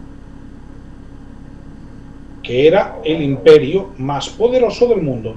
Esto pasa con el Imperio Español y sucede lo mismo que sucedió con Portugal, que estuvieron 60 años y punto. Y en cuanto pudieron, se largaron. Sí, los irlandeses, en el periodo en el que supuestamente era el imperio más grande del mundo, acabaron arrancando el Estado Libre de Irlanda en 1921, y finalmente el acuerdo de 1937, que acabará convirtiéndose en República de Irlanda para 1949. Interesante lo que dices, pero mira, y está muy bien que saques el tema de Irlanda. Primero, esto sucede cuando en Irlanda ya hay un movimiento autonomista por el Home Rule que tiene la inmensa mayoría del apoyo de los diputados que elegía Irlanda para la Cámara de los Comunes. Sí, los fenianos. Sí, también. Pero hay además otra cuestión. Cuando se consigue el llamado Estado Libre de Irlanda, Primera, no es una república, hay que jurarle lealtad al rey. Sí, y provocó una guerra civil. Sí, quien quiera ver y saber más, que vea la película Michael Collins. Yo personalmente tengo mis creencias sobre ambos líderes, pero lo refleja bastante bien y yo la recomiendo personalmente, ¿no? Pero, quiero decir, la independencia que consigue Irlanda, que la consigue, hay que decirlo, porque hay una rebelión, y hay una rebelión que en un primer momento controla el Reino Unido, porque el Easter Rising es un fracaso en términos militares para los rebeldes. Y es más, una cosa que se muestra muy bien es que no es tanto que sofocaran la rebelión, sino cómo gestionan la represión de esa rebelión. Lo digo porque en Dublín, y esto está documentado, en los primeros días la gente está aplaudiendo al ejército británico. La mayoría de la población de Dublín estaba con el ejército británico. ¿Qué sucede? Van pasando los días, van ejecutando a todos, excepto a uno con el que no se atreven, básicamente por haber nacido en Nueva York. Quien lo quiera ver podrá verlo, era Eamon de Valera. Si no, lo habrían ejecutado. Por tener pasaporte estadounidense. Por no ser británico. Si hubiera tenido pasaporte británico, como los demás. Efectivamente sí, pero en ese momento estaban también en la Primera Guerra Mundial, necesitaban el apoyo de los Estados Unidos y el lobby irlandés en los Estados Unidos tenía un peso decisivo. También influyó. Pero comento estas cosas porque sí es verdad que en aquel momento es el imperio más poderoso del mundo, lo es hasta la Segunda Guerra Mundial. Pero el caso de Irlanda es un caso especial en el cual, digamos que hay una rebelión armada, pero una rebelión armada sostenida en el tiempo. Porque es sostenida en el tiempo. Sí, y que la unidad interna siempre es muy importante. Tener más o menos una cierta unidad de criterio, unidad de dirección, unidad de acción. Porque después de la batalla de Falkirk en la película nos encontramos con ese aparente ser que no sabemos quién es, que está al lado de Longshanks en la batalla, que luego le quitan el casco y es Robert de Bruce porque ha sido enviado por el padre para servir a los intereses de Clan y de supuestamente Escocia. Ahí se queda planchado. William Wallace es como un niño que de repente tiene que crecer, que ve la realidad de la adultez, que ve la situación tal y como es y que no es todo idílico, que todo es maravilloso, que no todo es perfecto, que hay alguien que es capaz de tener doblez, sea por interés o por no, por obligación por el padre o no, por el tema de los nobles o no, y que evidentemente eso hace que el que tenga que actuar sea Robert de Bruce, que hasta ese momento ha sido como manejado por el padre, de que tú tienes que hacer esto. Yo no creo en esto, pero soy parte de la familia, con una visión que podríamos tratar respecto de que tú tienes derechos individuales, o es la planificación familiar que establece una visión a largo plazo y en ese esquema de cosas para 2-3 generaciones porque vamos a conseguir estos objetivos, y en ese esquema las piezas tienen un papel incluso antes de nacer de qué vamos a hacer. Por tanto, ahí los derechos individuales te los puedes fumar porque no tienes capacidad de establecer tu propia vida.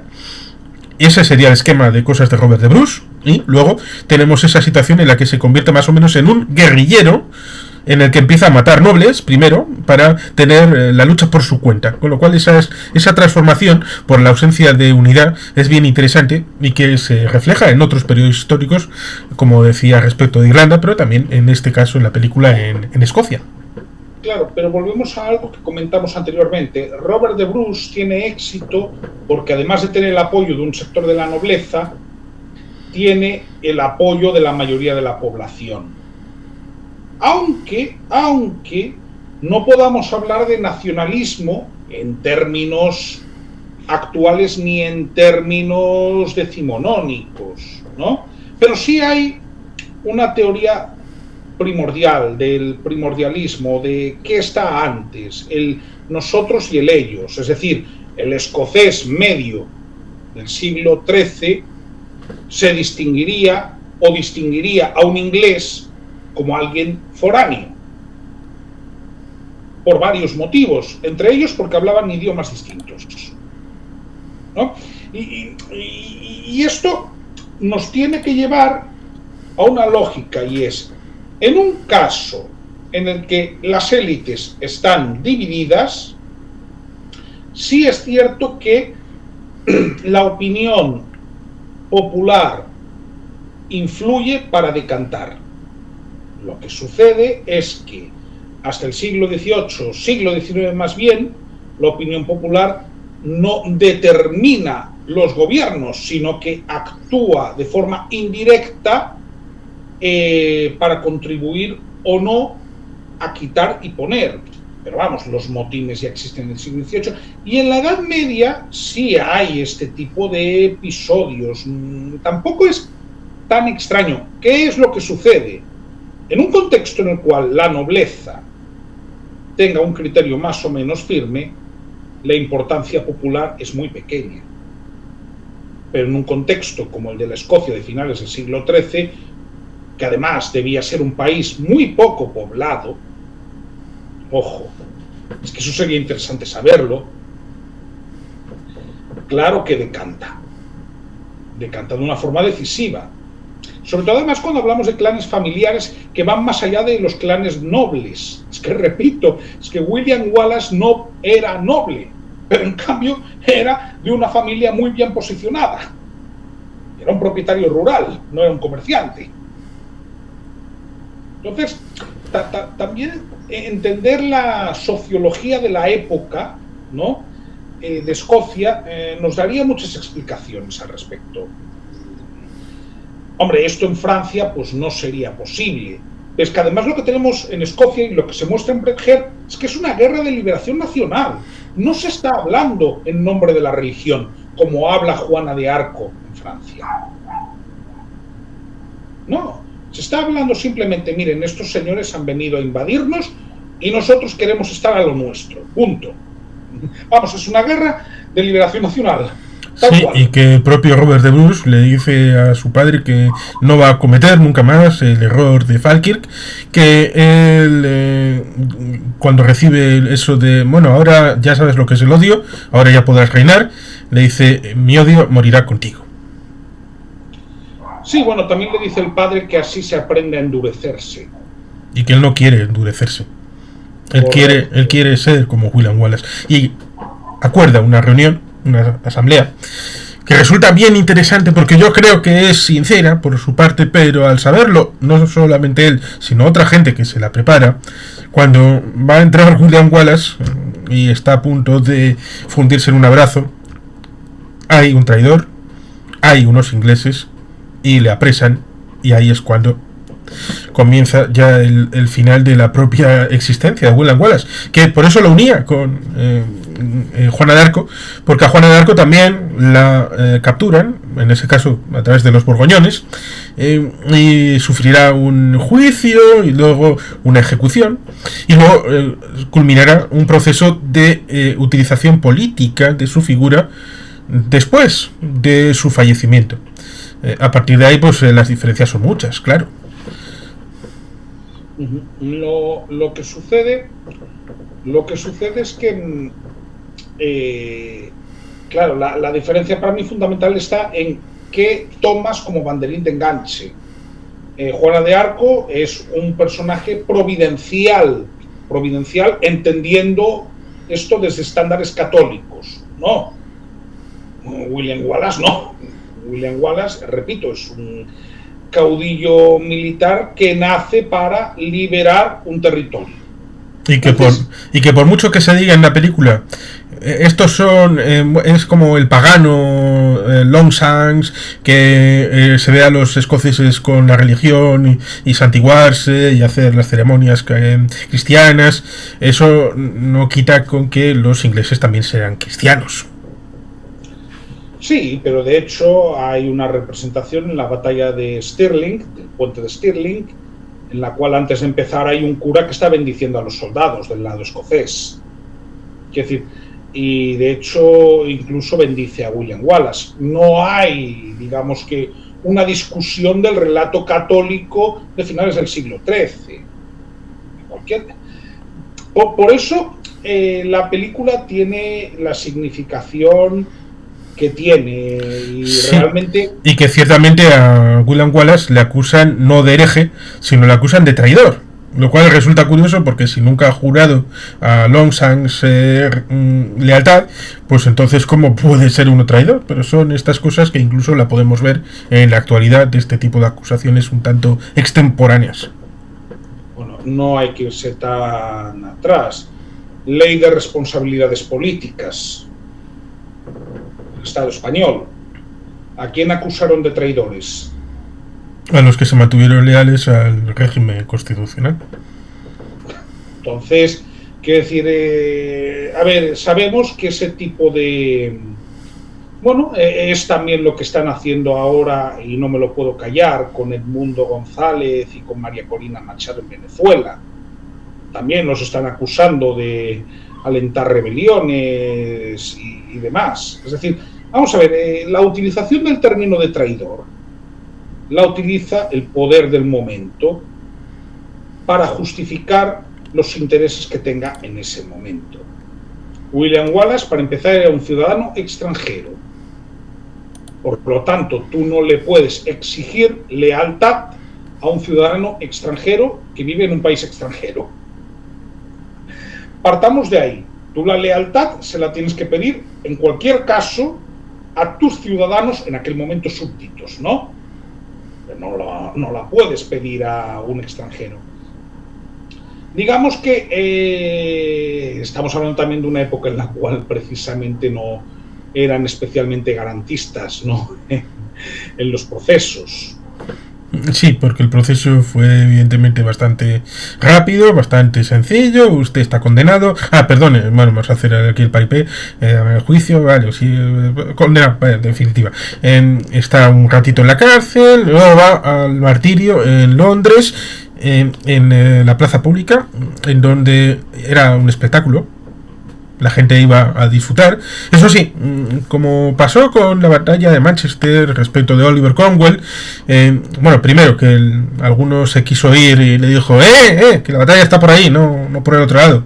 Y bueno, pues evidentemente la fuerza les obligó a recular y cuando ganaron, les dijo cuando iban haciendo la marcha de la victoria, ve a toda esta gente. Toda esta gente que está vitoreando nuestra victoria sería la misma que vendría aquí a escupirnos si hubiéramos perdido. Totalmente. Pero de hecho, las ejecuciones públicas, y creo que como nos vamos hacia el final de la película es bueno hablar de ello, eran un elemento interesante para el poder político por varias razones. En primer lugar, eran un espectáculo, sí. Es decir, a nosotros nos puede parecer algo fuera de lugar, pero es que la gente iba allí a distraerse. En segundo lugar, tenían un elemento ejemplarizante,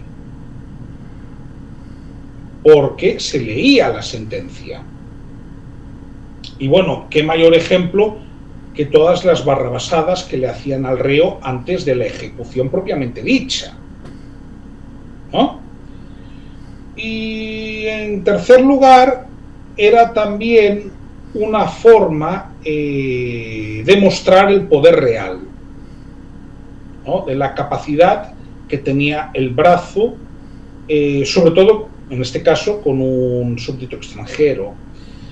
Hay que recordar que esto es algo que nos puede sorprender mucho, que los sistemas de ejecución que había en Inglaterra en la época eran especialmente crueles, ¿no? Sí existía también lo que hoy es el Estado español, un sistema similar. Esa ejecución que también se aplicaba a los reos de alta tradición era la denominada muerte cruelísima, ¿no? A William Wallace lo ahorcan, bueno, le hacen 50.000, lo evisceran y finalmente lo descuartizan, ¿no? Pero digamos que la crueldad o la violencia era también un mensaje que se mandaba a aquellos que tuviesen tentaciones contra el poder real y el poder político del momento. Yo quiero recordar algo, en el Estado español las últimas ejecuciones públicas, porque las últimas ejecuciones privadas datan de 1975, de septiembre de 1975, son en la primera década del siglo XX. Es decir, en la década de 1890 había ejecuciones públicas, eso sí, por el método del garrote. La horca en España se elimina, si no recuerdo mal, en 1833, poco antes de la muerte de Fernando VII, y se sustituye por el garrote. Pero hasta la primera década del siglo XX existen ejecuciones públicas. Y eso es un espectáculo, pero también es una advertencia. Así que el martirio de William Wallace no es, digamos que, extraño. Y además hay una cuestión, también hemos de recordar que según el rango social del reo, aunque se le condenase a muerte, el método de ejecución variaba. Sí, claro, eso suele pasar. No solamente en el Reino Unido, también en otros países. La diferencia, por ejemplo, que había entre militares y civiles respecto de la ejecución. Y eso, ciertamente, había clases hasta en el morir. No, pero no solo en eso. No solo en eso, sí. Lo de militares y civiles, sí. Es decir, para un militar sería una honra morir agarrotado. Tendrían que fusilarlo, ¿no? Ya por una cuestión de rango. Pero también a un noble en principio se le decapitaría. Digo, los sistemas de penas del siglo XV, estoy pensando en el mariscal Pardo de Cela. Vamos a ver. Sí. También a Carlos I en Inglaterra le acabaron cortando la cabeza en la Revolución Gloriosa, en el final del siglo XVII. Claro, pero quiero decir, al mariscal Pardo de Cela le cortan la cabeza, lo decapitan, ¿no? ¿Pero por qué? Porque era un noble. Si hubiese sido un villano, digamos que el sistema habría sido por los mismos cargos, porque al final no dejaba de ser traición, ¿no? Habría sido mucho más refinado. Estoy pensando, por ejemplo, a quien perpetra el atentado contra Fernando de Aragón en Barcelona, ¿no? Sí, aquí la tortura que le hacen con el elongamiento de los miembros, y también luego sacarle las vísceras para finalmente pues, trocearlo y mandarlo la cabeza en una pica en el puente de Londres y 4 trozos a cada uno de los puntos cardinales del Reino Unido como advertencia. Esto de las picas era bastante típico porque luego nos encontraremos con el reinado de Enrique VIII, que todavía se hacían estas cosas de poner cabezas en picas en zonas bien visibles. Curioso. ¿Tú sabes quiénes fueron los inventores de este sistema? Por lo que está documentado, parece que los primeros en hacer este tipo de prácticas fueron los asirios. Es decir, los primeros que utilizan este tipo de violencia, y bueno, y otro tipo también de prácticas, pero están documentadas precisamente como método ejemplarizante. No porque sumerios y acadios, por ejemplo, ya no ejecutaran a sus enemigos o por cuestión de alta traición, por supuesto que lo hacían, ¿no? Pero digamos que ese refinamiento, que se puede considerar sádico, pero que en realidad tiene una motivación política y tiene un objetivo político, digamos que el primer pueblo que está documentado, yo luego tendría que ver cómo era la cuestión en las sociedades más orientales, ¿no? Pero del ámbito civilizacional del que nosotros procedemos, ya está documentado que hubiese prácticas de este tipo entre los asirios. Bien, ciertamente es interesante. Y un poco esta es la cuestión. Al final, decía William Wallace, nos pueden quitar la vida, pero nunca nos arrebatarán la libertad, ¿no? Sí, es cierto. Porque en ese momento, aunque como decías antes, no es bastante probable que en la realidad estuviera para esos trotes, hay un montaje en paralelo bien interesante, con la música bien intensa, con él viendo a Murron, porque está a punto de traspasar el umbral y reunirse con ella. Vemos a Longshanks muriendo, vemos antes a la princesa de Gales habiéndole susurrado: tu sangre morirá contigo, porque llevo a alguien en mi vientre y es hijo de William Wallace. Vemos a Robert Bruce en Escocia, en Edimburgo, esperando como triste, como si estuviera viendo una pantalla o estuviera viendo a lo lejos la ejecución de William Wallace. Por tanto, está ahí en paralelo, en ese momento final de exhalación y de grito de libertad, de que Escocia podrá seguir manteniendo su libertad siempre que siga los dictados de William Wallace. Y, por supuesto, luego tenemos el tránsito a través de esos trozos de tela, que son bien interesantes porque en principio son dos, ya han ido circulando a lo largo de la historia, y que son esa boda secreta entre Murron y William. Hay un trozo de él, hay un trozo de ella, y él lo sostiene, el trozo de ella, cuando está siendo ejecutado, cae, de alguna manera alguien lo coge y se lo lleva a Robert Bruce, que lo tiene al inicio de la batalla, que en ese momento no se sabe que va a ser batalla, de Bannockburn de 1314, en donde vemos que de alguna manera ha logrado la corona, es rey de Escocia, y enfrente está el ejército inglés para rendir pleitesía, en principio el rey de Escocia a el gobierno británico de Inglaterra. Y al final acaba la pasión apoderándose del cuerpo de Robert de Bruce, y con un verbo florido pero muy limitado en lo temporal, coge y dice: sangrasteis por William Wallace, sangrad por favor por mí ahora. Mirando ese trozo de tela que se lo vuelve a meter detrás del guantelete, y el compañero, porque ahí están los dos compañeros, los capitanes, coge la Claymore de William Wallace, la lanza y empieza la batalla, y los ingleses de enfrente de vamos a la batalla, y como comenta la voz en off, ganaron su libertad, poetas guerreros, y ahí es como más o menos se da el cierre a esta película. Sí, y incluso a mí me gusta el cierre por un motivo, porque aunque Wallace muere, Escocia recupera su libertad. Y sobre todo me gusta la frase final: lucharon como poetas y ganaron su libertad, porque la libertad hay que ganarla. Esto es muy importante, la libertad no la regalan. No debería ser así, pero es así. Y sí, lo estamos viendo en Ucrania. Efectivamente, o en Venezuela, ¿no? Lo estamos viendo estos días. Pero mira, hablabas de los símbolos.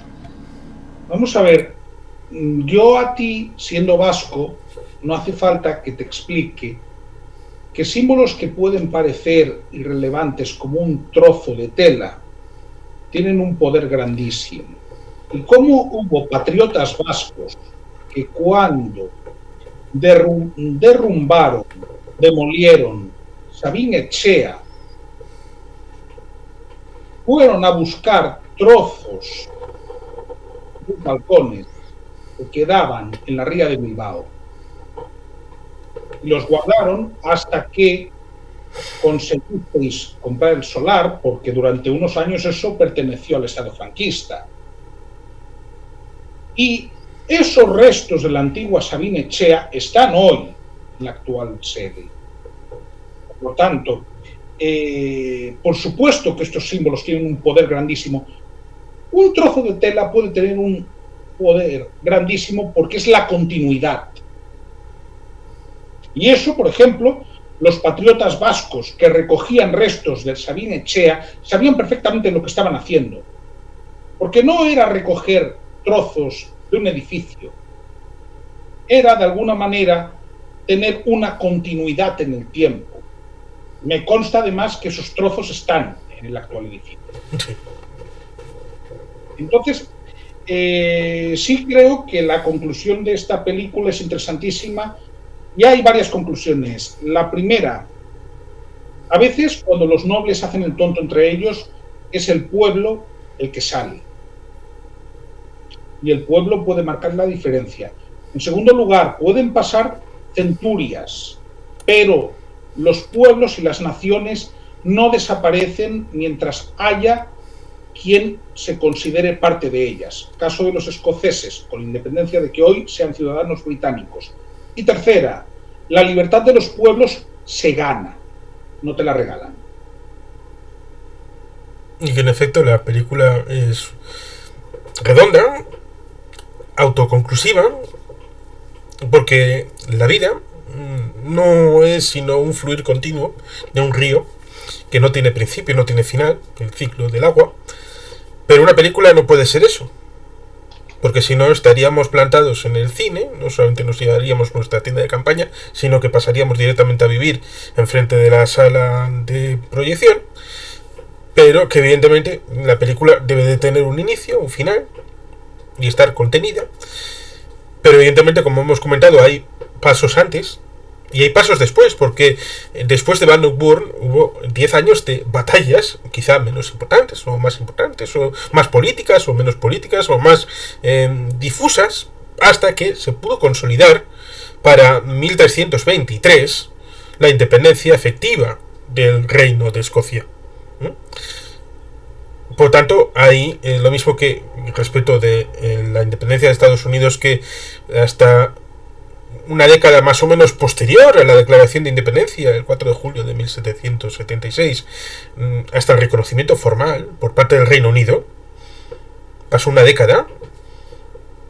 Por lo tanto, en el caso de Escocia, debemos de decir, por ser honestos con la historia, de que el momento definitorio tal vez pueda ser Bannockburn en 1314, pero no fue el momento final. La batalla es continua. Hasta el punto de que luego llega 1707 y se produce un cierto retroceso conceptual con la unificación, aunque pueda ser salvando los muebles, pero se pierde esa independencia formal del Estado escocés. Con lo cual, ahí da la idea de que la lucha por la historia se hace en el día a día. Totalmente, totalmente. Coincido plenamente en que este es un proceso dinámico. Y la película, por lo tanto, dura 3 horas, tiene estos mimbres, con estas interpretaciones, con esos premios de la Academia, siendo ampliamente un éxito de taquilla y dando continuidad en lo conceptual a otra película que, aunque no sea patriota y aunque no tenga un contenido de inspiración para Escocia, pero sí tiene un concepto más o menos así como es la parte de Escocia en Los Inmortales, que da también cierto orgullo patriótico, también con la figura de Sir Sean Connery, que es un prohombre que también apoyó al Scottish National Party hasta su final, lo cual resulta curioso porque, a diferencia de Sir William Wallace, que es ordenado ser a través de la propia realidad institucional escocesa, fue la reina Isabel II quien al final acabó nombrando ser a el señor Sir Sean Connery. Cosas curiosas. Siendo además simpatizante público y notorio del Scottish National Party.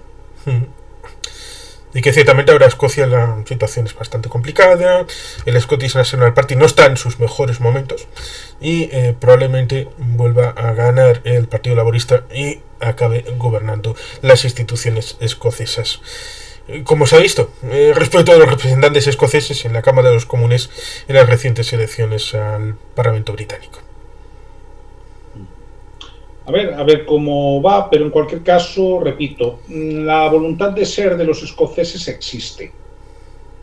Entonces, esa voluntad de ser, un escocés tiene claro que es escocés. Otra cuestión es si quiere ser solo escocés o si quiere formar parte del Reino Unido, muchas veces por cuestiones de puro pragmatismo, no Sí. emocional. Y que estas cosas transmiten también en el ámbito de los productos audiovisuales. Por ejemplo, quien haya visto Stargate Atlantis habrá visto que uno de los personajes llevaba el parche de Escocia, no del Reino Unido, el parche de Escocia en aquella misión allá lejos, en otro extremo del universo. Por tanto, estas cosas tienen su permeación respecto de la identidad tan profunda que hace que este tipo de personajes pongan en primer término el hecho del ser escocés, incluso dejando de lado algo tan importante como el ser británico, con lo que todavía sigue siendo el ser británico en el mundo actual. Totalmente, pero precisamente ahí está también la cuestión de los símbolos. Yo ciertamente agradecería, como miembro de un pueblo como Galicia, haber tenido una película como Braveheart.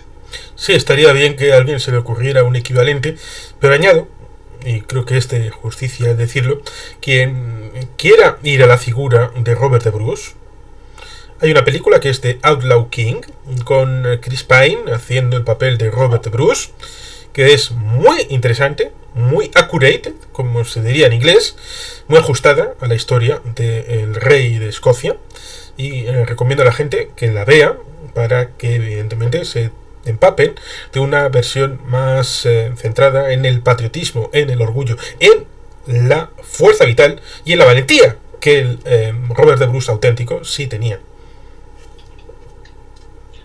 Interesante saberlo y tenerlo en cuenta. Sí, porque dicen que el auténtico Braveheart era Robert de Bruce en la historia.